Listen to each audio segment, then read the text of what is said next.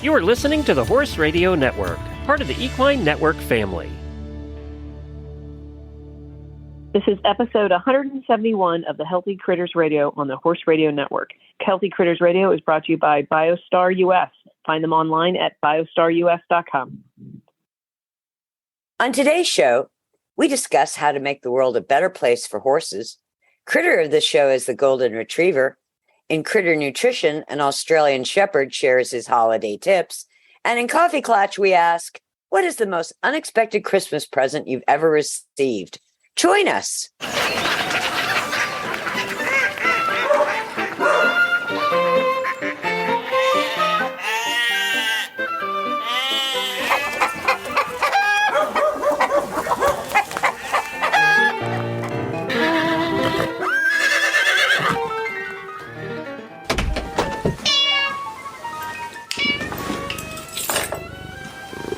Hi, I'm Tigger. And I'm Patty. And I'm Coach Jen. Welcome to the circus, everybody. It's Healthy Critters Radio. We stop by here twice a month and chit-chat about all things healthy and critter. And those critters include humans, dogs, cats, chickens, llamas, horses, etc. Don't forget guinea pigs. And guinea pigs. You've had guinea pigs, haven't you, Tigger? Never. Never. How about you, Patty? Oh, absolutely. You've had pig. Now, Tigger, you've never had guinea pigs. Would you like to ever have guinea pigs? Yes. There we go. You can make it happen. Easily. I want a guinea pig that speaks like Chris Rock. Oh, that might be a little harder to do.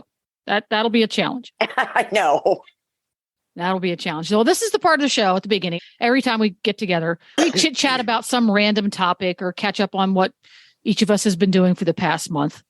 And all too often, Tigger and Patty come completely unprepared with anything to chat about, so I get to pick topic.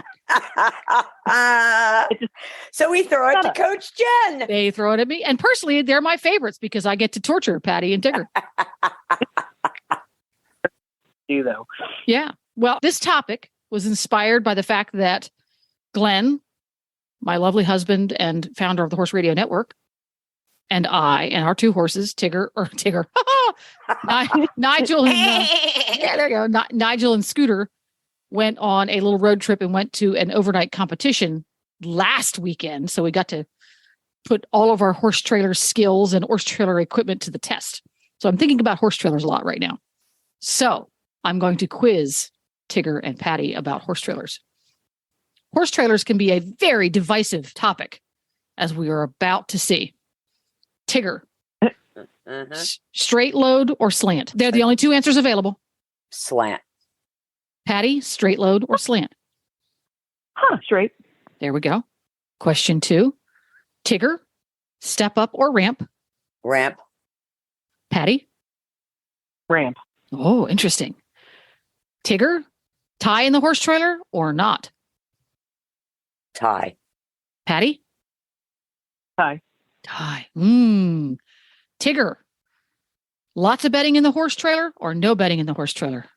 Lots of bedding. Patty?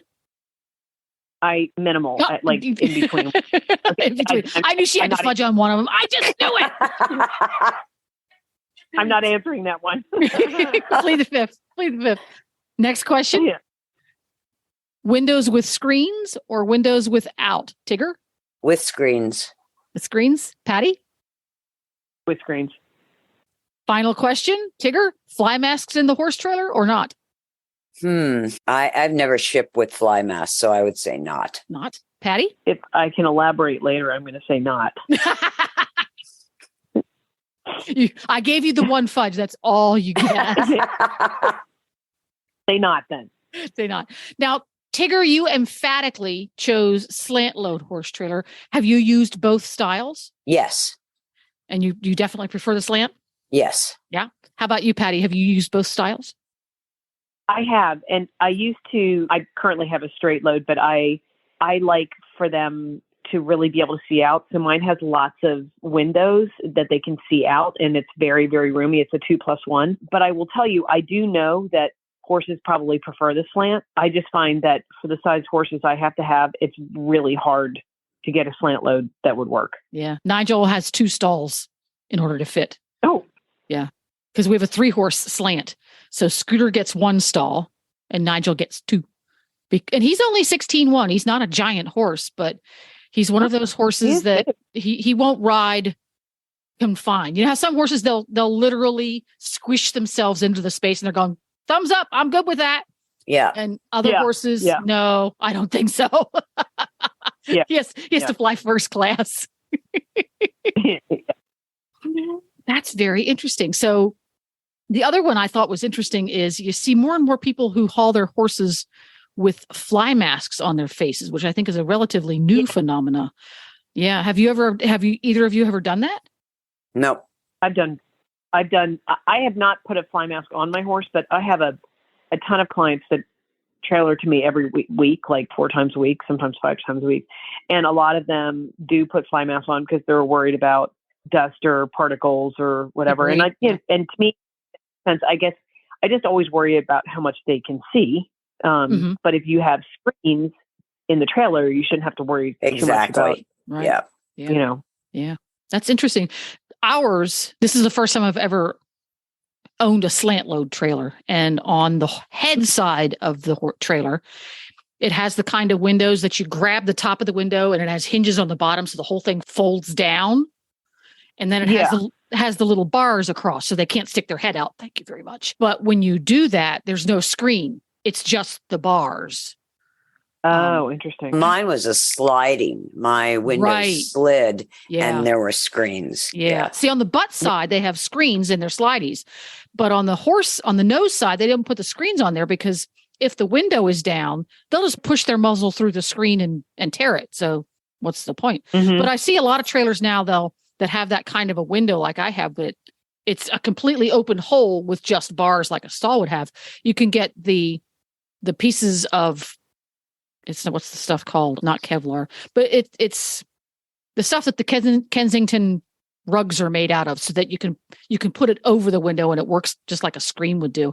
But yeah, I think if my horse was to stick luckily the only thing that'll fit out the hole is his nose. He won't put his head down low enough to get his eyeballs there. Yeah. When I look in the rearview mirror, I see his nose sticking out like a dog. Oh, he just likes the wind to blow in his nostrils.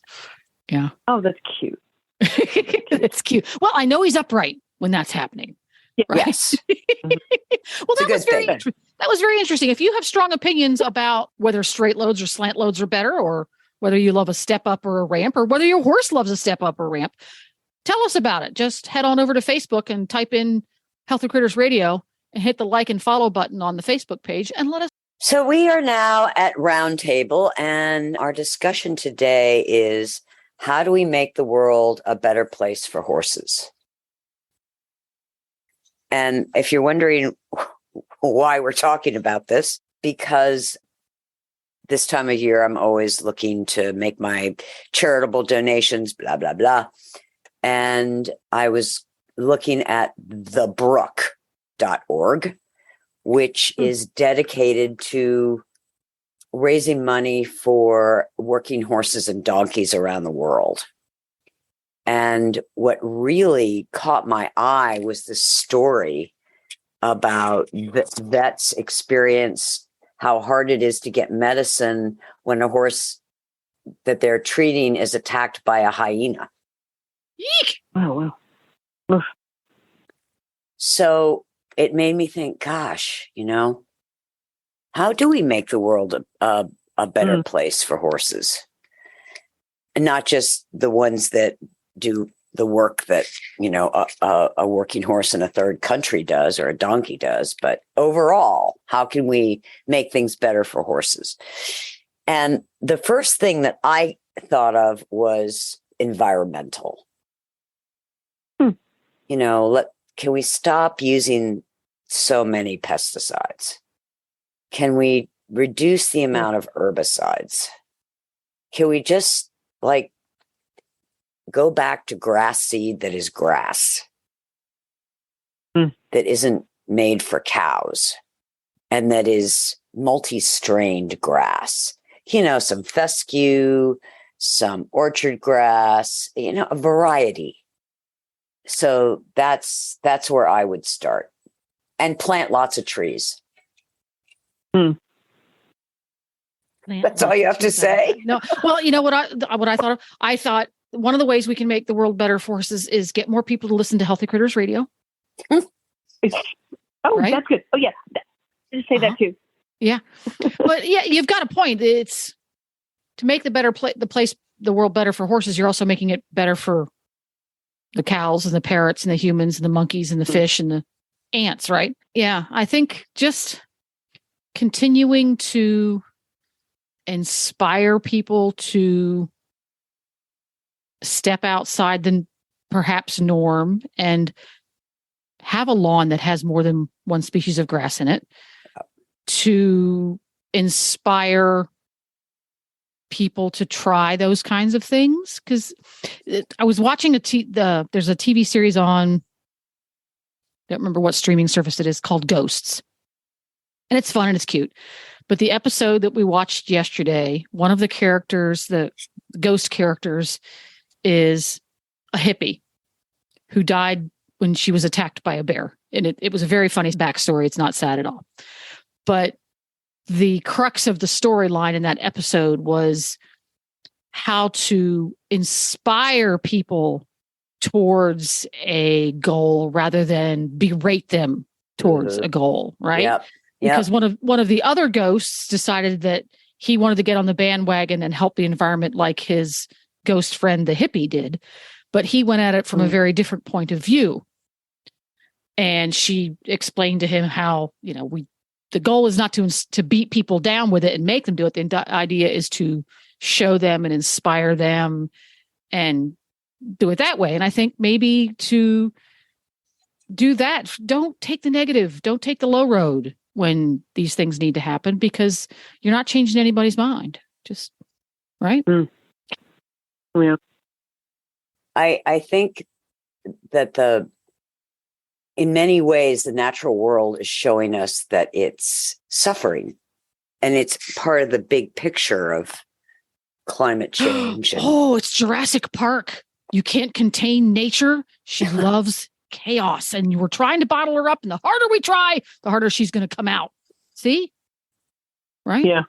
Yeah. Well, we have to work. Right. We have to work with her, and I think we have to recognize the signs of imbalances. Yeah. And I think that's a huge point, because I think so many people just, I think about, Tigger, when we were younger and, and we were just like, oh my gosh, there's stuff that's going to we're going to put on the horses that are going to make the flies go away. And we were happy that the horses weren't being irritated by the flies, right? And making it easy for us. But, when and I think this is the wisdom comes with age, or sometimes it does. But, when you think about it, everything, okay, yes, there are things that can make it bad. Like if a horse stomps too much, they can end up hurting themselves or breaking up their feet or, whatever. But, all of these things are things that are supposed to happen in nature for reasons that we may not even completely understand, So, but I just think about it, so much of what we try to do is, I think, tons and tons and tons comes from the right mindset, trying to make it easier, but it's easier for the moment, not thinking about the long term. Is easier better. Yeah. Right. Easier is sometimes easier is better. Sometimes it's not. We have to think carefully about that balance. Is easier better now? Is easier better in the long run? Because you're right. A great example is fly repellent that we put on our horses every day, several times a day, many times. Yep. There's a lot of chemicals flying around on us, our horses, and our water buckets, on the hay, on the grass. Are there better ways to keep our horses from suffering from the ill effects of insect bites and insect irritation? Because they do bite, they do irritate, they can spread disease. So, okay, it makes sense to help keep those guys off, but are toxic chemicals the best way all the time? Think that through, because especially nowadays, there are so many options that you can, for all aspects of horse management, that you can find that are much more friendly to Mother Earth, not always easier for the human. So sometimes harder for the human. Sometimes harder for the human. More expensive. More time consuming, doesn't last as long, whatever the, variety of reasons are. And they're all valid. They're all very valid. But we have to start looking at the long game.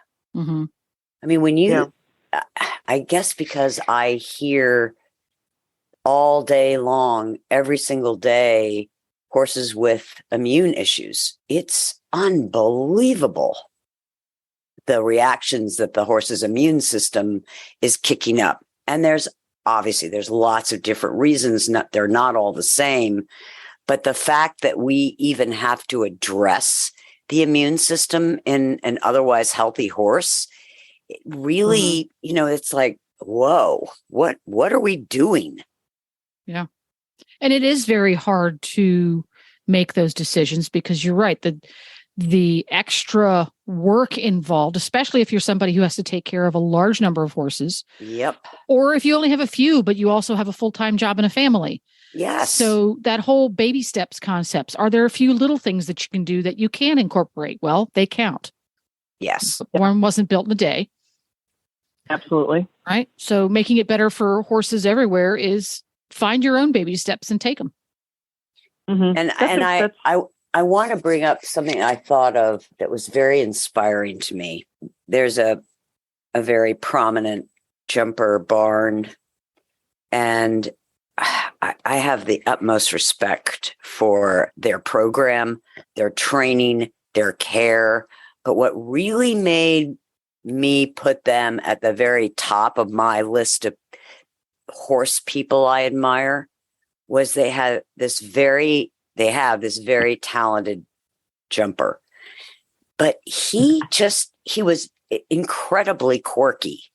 And they had every vet. I was in there several times trying to figure out the diet angle, and the vets were trying to figure out all these other things, but there was nothing really physically wrong with him. But he was just out of whack. And again, incredibly talented. And they did something so out of the box. They went, okay, you can live out. Now, this is a Grand Prix jumper. That horse suddenly was 100% fine. There you go. That's fascinating. I just read an article about a champion steeplechaser, senior senator is his name. I'm trying to get hold of the trainer so we can have him on one of the shows. Quirky, didn't race well, hard to work with, went through the ranks at the lower tracks through the claiming races, and this guy ends up with him, and they made him into a timber horse. And he did okay, but the trick was they had to figure out what made him happy, and he lives out. Yep. He lives out in a paddock. Yep. This particular one likes a paddock by himself. I think there are a lot of horses. Does this one? Yeah. See, I think there are a lot of competition horses out there. If they had the opportunity to give it a try, would thrive on the right type of outdoor living. Yeah. Because some horses want outdoor living with friends. Yes. Some horses want outdoor living with neighbors. Some horses want outdoor living with nobody. But if more of them had the opportunity. Oh, this one has a mini. Got a mini me. Oh, interesting. Yeah, he has a mini. Yeah. Here we go. Interesting. So, there you go. I for our listeners, if you're interested in helping the third world country horses and donkeys, please go to thebrook.org and read their stories and how they get help. It's amazing. And we don't talk about what these horses and donkeys do in countries where they are needed for plowing, for transportation, for moving supplies, for a lot of things. For living. Yes. For living. And their very existence exactly depends on those equids. Yes, absolutely. Exactly. Yeah. If they don't have an equid to go get water, guess what? The family dies of dehydration. Yes. Yeah. Yes. Yeah. And these animals need support from veterinary services and meds and education. And education. Yeah. And Brooke sends volunteers in to help. Yep. And teach people how to make their donkeys and horses' lives easier and better. Yep. So thebrook.org. Great outfit. I've met a number of people who work with them, and they are just fab. So yeah, they are. Yep. There you go. And speaking of just fab, time to talk to Hedwig. Dun, dun, dun, dun, dun. The world's only podcasting Pomeranian.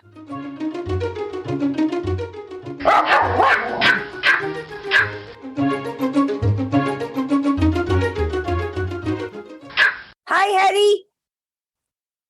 Hetty? Hello.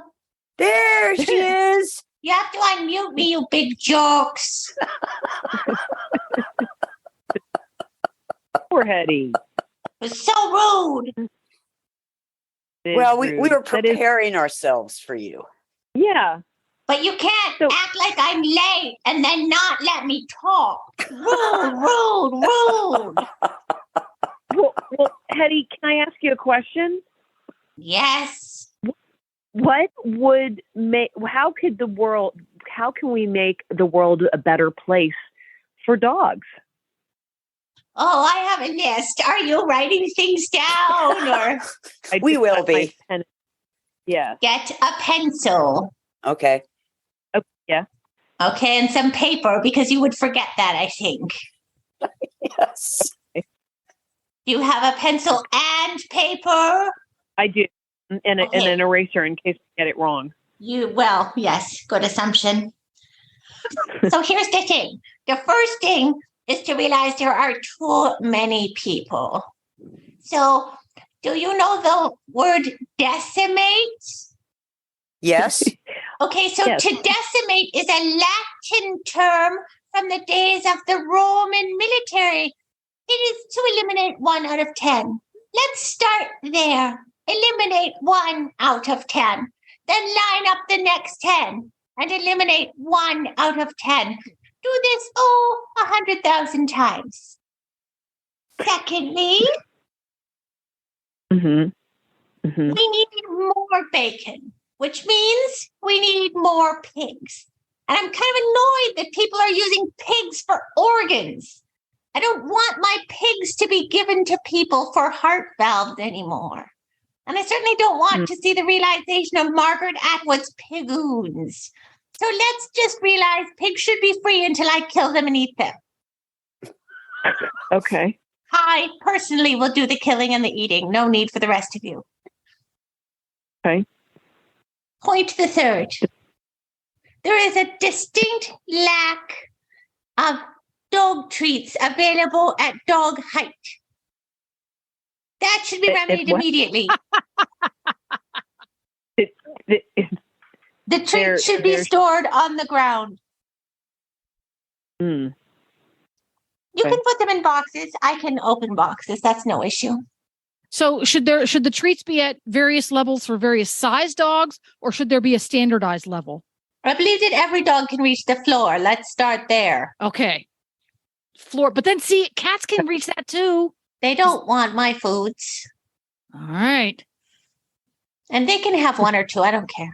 Oh, okay. Cats are fine. I like cats. See, that's going to make the place a better place for everybody. That when you share a little bit, Yeah. Except pigs. Yeah. Except It won't be a good world for pigs. No. Well, I can't eat that many.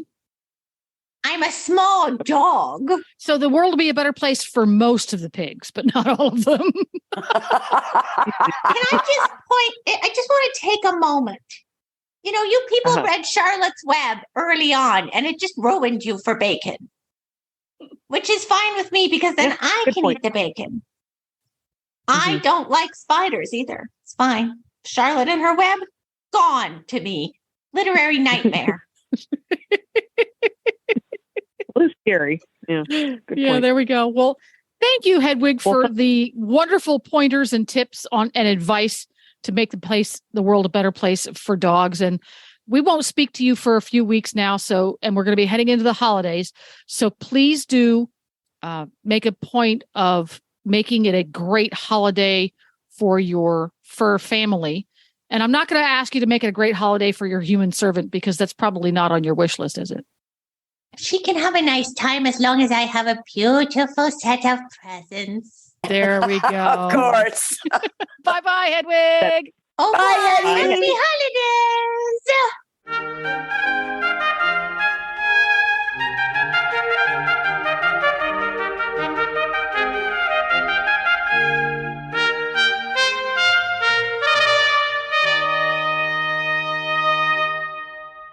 we are at Critter of the Show portion of our program.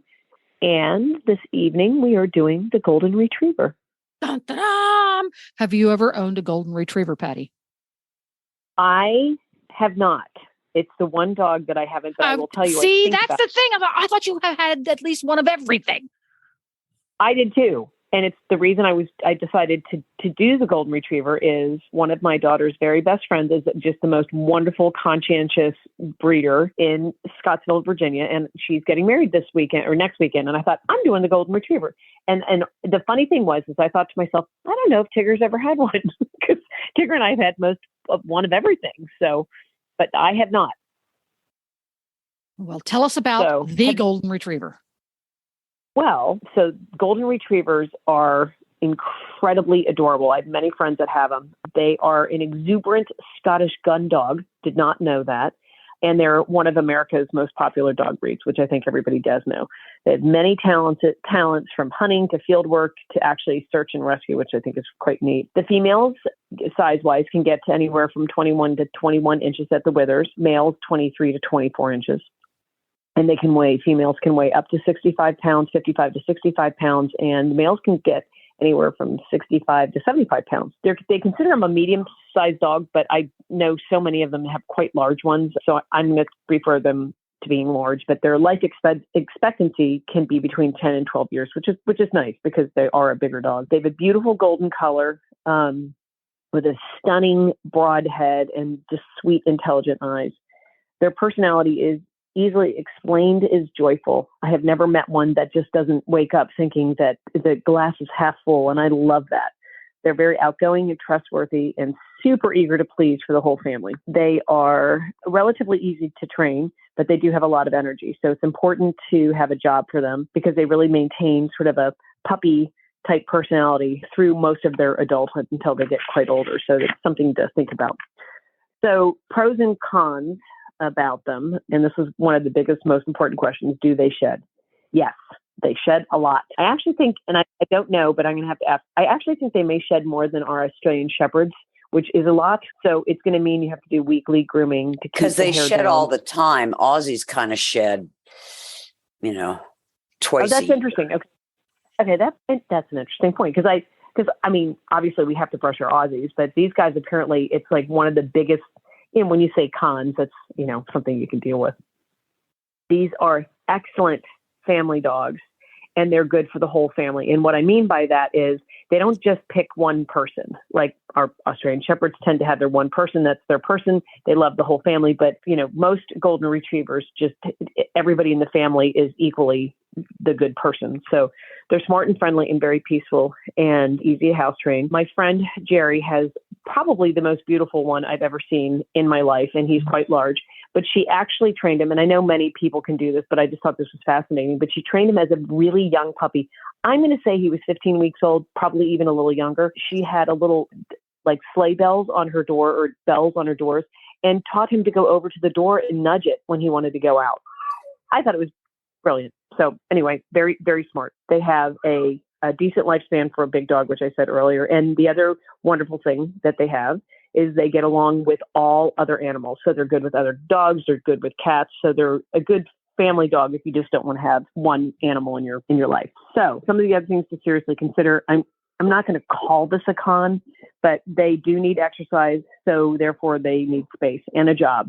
So you have to make sure that you keep them active and busy. They are not a good watchdog.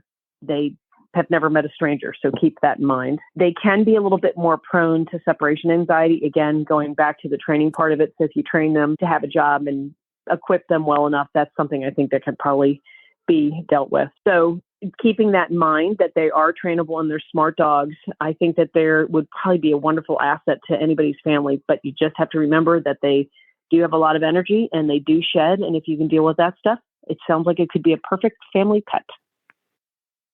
They are great dogs. They have such great temperaments. They're great at keeping the kids entertained. Give them a ball, give them a Golden Retriever, keep them busy for hours. And Golden Retrievers don't seem to mind if you crawl all over them or they're part of the gym. Their tolerance is unbelievable. Mm-hmm. Yeah. And it's a good first dog breed. Somebody who's never had a dog, they're a great one to start with. And there's a friend of mine does this. There's some golden retriever rescues out there. And she is in the habit of adopting the adults. So you'll have an adult dog that has to be returned because a child comes into the family who is allergic, or a family member becomes incapacitated and they can no longer have a pet and things like that. And if you want to try a golden retriever, but are not quite ready to dive into puppyhood, which, a puppy is a puppy is a puppy. Yep. Consider adopting an adult. It can be a real shortcut to having a loving golden in your home without having to go through those chewing phases. Yeah, because they really are. They're definitely good. They're trainable puppies, but they're big, and they like to play. But that's a great option. That's a very good option. And they have a very soft mouth, like labs do. Oh God, they have the best mouth. Yeah, I agree. But there are teeth in there, so it's still a dog. It's still a dog. Because some people don't understand what soft mouth means. They think that means the dog won't bite. Well, that just means the dog has been bred to pick up things and not crunch into them. Thus, when they retrieve a dead duck from the water, the dead duck does not come back duck tartar. Hole. Yes, the duck comes back still intact, so that they have that capability, and it should be at the fore when these dogs are bred. So that's what soft mouth means. That does not mean the dog will never bite. That does not mean the dog will not teethe on your couch when it's 4 months old. So be aware. Yeah. It just means it's not going to kill your ducks. That's it. Won't kill your ducks. Just to say, your ducks are good.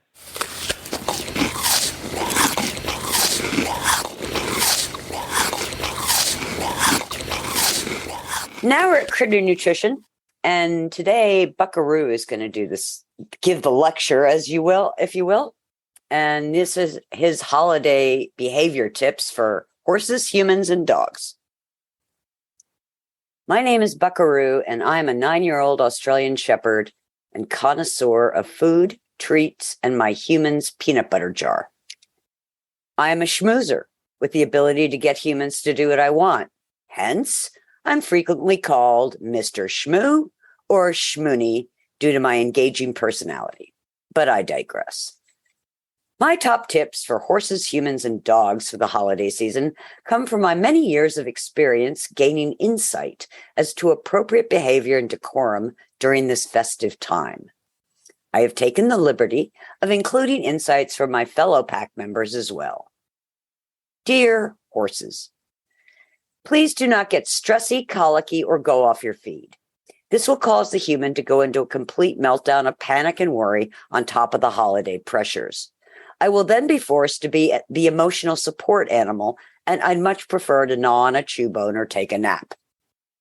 Number 2, try not to get a hoof abscess, strain a suspensory ligament, or wound yourself in a way that requires a vet and stitches. Wait until after the new year. Number 3, don't kick the human, bite the human, step on the human's foot, or buck the human off during the holidays. You have plenty of time for that in 2023.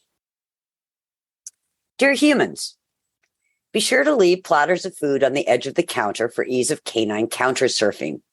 Pushing plates and platters to the back of the counter makes it hard for Eden, our counter surfing Australian Shepherd expert, to get the food to us. Come on, it's holiday time for us too. Number 2, lift the embargo of no feeding food to dogs under the table. Isn't Christmas the time of giving? Number 3, please tell your guests that giving the dogs a few morsels off the cheese hors d'oeuvre plate is not a crime, and we canines promise to be polite by not mistakenly grabbing a guest's finger. Number 4, if you don't want dogs like Crockett and Keene to mark the Christmas tree, keep it outside, okay? Otherwise, it's not their fault. They are intact males. That tree is an important canine message board. After all, our paws are not highly functional on keyboards. Number 5, make sure you have plenty of toddlers around to feed us Christmas cookies when no adult is looking. Toddlers are the perfect height for Aussies to grab a free cookie snack out of the toddler's hand or just clean up the crumbs. I am especially adept at washing a toddler's face with my tongue, just to be helpful, of course. Dear dogs, please refrain from toxic foods. Don't eat chocolate, don't lap up the eggnog or anything containing alcohol, and do not, under any circumstances, pay attention to what the cat tells you to eat. Try not to start vomiting on the newly cleaned rugs or emitting foul-smelling diarrhea in the kitchen. This is not the time to have a health crisis that requires going to the emergency vet. Number 2, avoid isolation and bath time. Don't roll in a dead animal carcass or fresh manure when guests are arriving, or you may find yourself barricaded from the activities, or worse, given an immediate bath. 3, don't get coal in your stocking. Please restrain yourself from sock eating, garbage diving, manure consumption, kitty litter box cleaning, zoomies during Christmas parties, and opening gifts that aren't yours. And finally, enjoy the holiday, because treats and belly rubs await you. Oh, excellent advice. Excellent. Yes. Thank you, Buckaroo. Thank you, Buckaroo. Real horses and real dogs are healthier, perform better, and recover more quickly on real food. That's why Biostar empowers horse and canine owners with 100% whole food nutrition, supplements, and feeding programs. Biostar products are made at their own certified non-GMO facility in Gordonsville, Virginia, using real fruit ingredients that are raw, freeze-dried, or dehydrated, never cooked, and are free from artificial flavors, colors, soy, corn, wheat, and molasses. The Biostar product line includes a wide range of whole food, horse and dog supplements, treats, and unique artisan poultices that embrace the ancient and traditional uses of clay and plants. Visit biostarus.com today and learn about whole foods and canine and equine nutrition so you can make the best decisions about the care and health of your horses and dogs. That's biostarus.com. Whole food nutrition the way nature intended.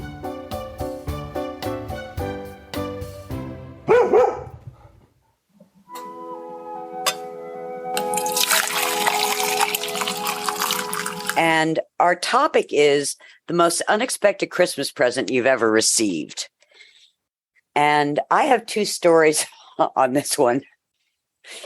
And the first one is a personal story in that when I was a senior in college, I had to have exploratory surgery December of my senior year, right before Christmas. And while I was in the hospital, my parents were on their way to visit me after the surgery, and my father mistakenly ran over my dog. Oh, Ah. no. Yeah. And it was a 6-month-old Samoyed puppy. Oh, So Bless your they heart. wouldn't, and of course they didn't tell me because they wanted me out of the hospital before they told me. So they told me as they brought me into the house. Oh, by the way, it was maybe a week before Christmas. And so, after you've been in the hospital, you kind of want to be in your room and da-da-da-da-da. And about 9:30 that night, my mother comes down. She said, "You have to come up here. You have to come up here." And so I went up to the living room, and this couple had arrived with a Samoyed puppy with a big red bow. Oh. And yes, and that was my big surprise, unexpected Christmas present. That's a good present. That was a really good present. That's a good present. Yeah. But the funny family story of Christmas is my mother's sister, my aunt, Anne. Her second marriage, she had 2 children, and she married a guy whose wife had committed suicide, and he had 3 children. And they married, and of course, now they have a big family of 5 kids, right? And this couple, Anne and Andy, God, you can't make this up, were crazy in love with each other. I mean, they called each other love, and their house was kind of like always sort of hectic, but in a great kid way. And so she wanted a mink coat for Christmas. My Aunt Anne campaigned hard on Uncle Andy and her mother and father to get Andy to get her this coat. And she had it all picked out and da-da-da-da. And he kept dropping hints like, it's a big box. And, well, she was just, beside herself. She couldn't wait. So Christmas morning, she goes and gets the box out from under the tree. It's a sewing machine. Oh, my God. Oh my gosh, instant divorce. Oh my gosh. Yeah. No, that's horrible. That's horrible. She didn't speak to him the entire day. Oh, wow. Wow. Appliance is never a good gift for the Never. No. So I was just thinking about that. And have you guys had unexpected Christmas presents? Oh my gosh, that's funny. Jen, you go first. My one story is so stupid, but it made me so happy. But maybe it's not very interesting. So Jen, tell me your story? Man, I really had to think hard about this. And an unexpected Christmas gift is I actually got a horse for Christmas one year. Oh, every horse girl's dream, right? Yes. Yeah. And what made it unexpected is not that I got a horse for Christmas one year, but that I got a horse for Christmas from my brand new boyfriend one year. Oh, whoa. Yes. The first Christmas that Glenn and I were together. I don't even think we were living together at that point, or maybe very newly so. I went out horse hunting one day and I came back and I said, oh, I really liked that one. And talked about it. And that was the end of that, because I didn't have two pennies to rub together at that point in my life. And I believe it was the next day and it was a weekend. And he said, well, why don't we just go get that horse? Well, I don't have the money to buy that horse. Well, I can buy it for you for Christmas. And that was it. He was sold. I was going to keep him forever. Not the horse, but the human. Oh, story. That's a very good story. That's a great story. He bought me a horse for Christmas. There we go. That's a keeper. That's keeper.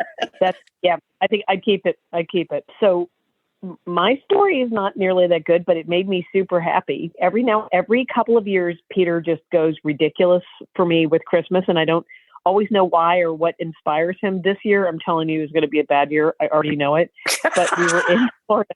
I just know it. I have to prepare myself. Like, he'll go overboard and then he'll forget it's my birthday. Like, he's just funny though. Like 34 years of marriage. Okay, I'm just telling you, it's not that big of a deal. But one year, and this is so dumb because for many reasons, but I don't know, Tigger, if you remember my red Jeep. I loved that Jeep. It was a 4-door Jeep. I thought that was the coolest thing in the world. But we lived in Michigan for part of the year, and I get cold very easily. So going to Florida to me was a big thing. And we had made an agreement with my kids that we were going to stay through Christmas, which I very quickly, I think like September 5th, I was like, why are we doing this? Because I think it was already snowing. And Peter, for Christmas, bought me a car starter that I could start from my living room. And that was the best present ever. And then, of course, it ended up being like a natural thing that you get in your cars now. But, it wasn't a horse, but I'll tell you, it could have been. And I was going to keep him for that. Because that's awesome. Because he was so going out and starting my car. And like literally, this was for me to just walk from my house or drive from my house to the barn, which was on the same property. And by the way, the barn and the indoor were heated. I never stayed that late after the car heater or not. That's funny. Well, if you've had unusual, interesting, fun, surprising holiday gifts from any of your significant family members, friends, strangers for that matter, we want to hear about it. Head on over to Facebook. Just type in at the top, Healthy Critters Radio, and the Facebook page will pop up. Join the fun over there on the Facebook page and tell us about it because we want to know. Yes, we do. We do. Thanks for listening, everyone, and thanks to our sponsor, Biostar US. You can find them online at biostarus.com. Get the Horse Radio Network phone app on iOS or Android by searching for Horse Radio Network in the App Store. It's free and easy to use. For details about today's show, go to healthycrittersradio.com, where you can find links, photos, and more information about our guests. As always, we love your feedback. Please follow us on Facebook under Healthy Critters Radio. Be sure to visit all the great shows on Horse Radio Network at horseradionetwork.com. Love your dog. Hug your horse. Feed your chickens. Clean your litter box. Dance with your goat. Slither with your snakes. Howl at the moon. Hang with your hamster. Party with your parrot. Waddle with your walrus. Outwit your otter. Cuddle your cows. Rap with your raptor. Go chipping with your chipmunks. Forgive your fox. While hedging your hog. We also recommend that you rack with your raccoon. Gyrate with your giraffe. Meditate with a meerkat. Uber with your orangutan. Facebook with your flamingo. Ponder with your panda. Walk with your Wookiee. Yawn with your yak. Twitter with your toucan. Go raining with your reindeer. Dropbox your dragon.